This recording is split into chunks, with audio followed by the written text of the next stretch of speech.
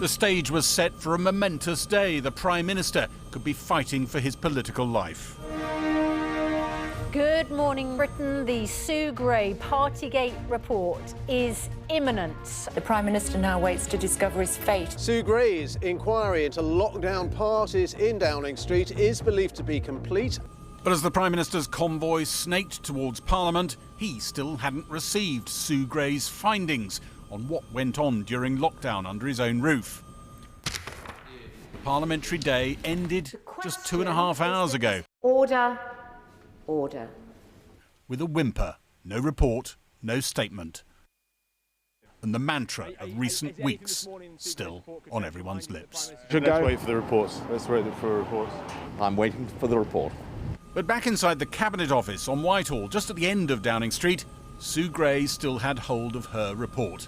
It hadn't gone to number 10 overnight, as had been expected. Its summary of what went on in the Downing Street garden gathering and others still under lock and key.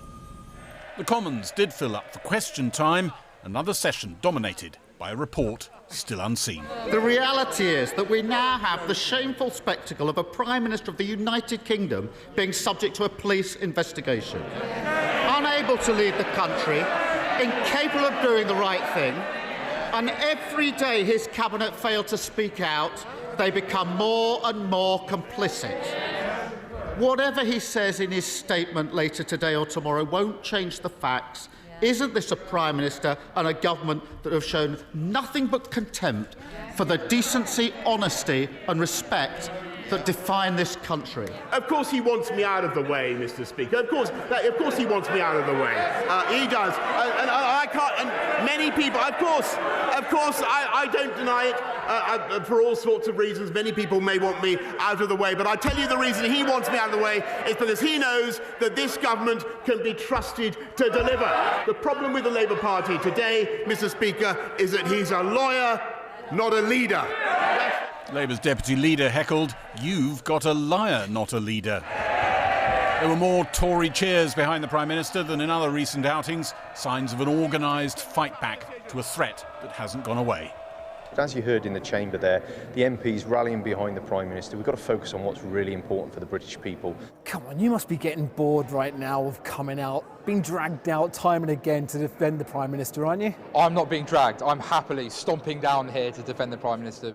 A sign of the strange times, one Tory MP came to the microphones with a preemptive denial.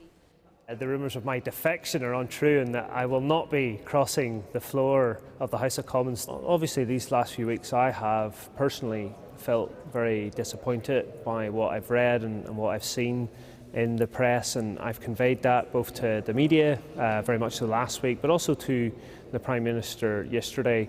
When I spoke with him, I did convey that disappointment and also anger from myself and from constituents, and that ultimately things have to change. The Prime Minister's privately promised some MPs that when the lockdown parties issue is dealt with, he will lead a reinvigorated, shaken-up government. But some Tory MPs, including ministers in his government, think Boris Johnson himself is damaging the party brand, can't turn things round, and should go.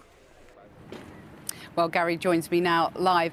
Gary, what's happening now? Well, people are wondering why haven't we seen this report yet. One of the suggestions you hear around Whitehall is that maybe that statement that came out of a Metropolitan Police source yesterday saying this report is cleared for takeoff, we've got no problems with it, you can publish it, that was a little too breezy, and that in fact we still have supposedly Metropolitan Police lawyers looking at it, government lawyers looking at it, government human resources people looking at it, because there is a police investigation now underway, of course, and that raises all sorts of prospects, duty of care and many other concerns. When do we get it?